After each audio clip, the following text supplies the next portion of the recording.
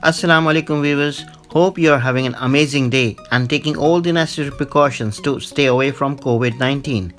Today, I am bringing for you in this video a delicious and spicy lamb nihari on the bones.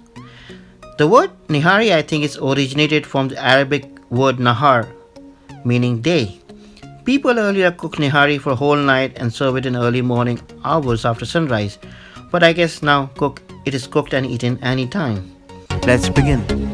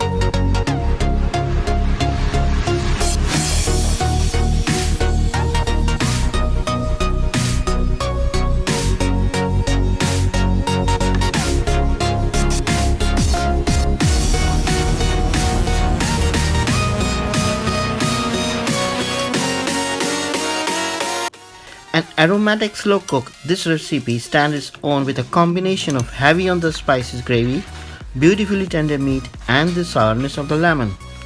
It is very popular in Pakistan, India, and Bangladesh home and restaurants all over the world. I think this dish goes very well with tandoori naan.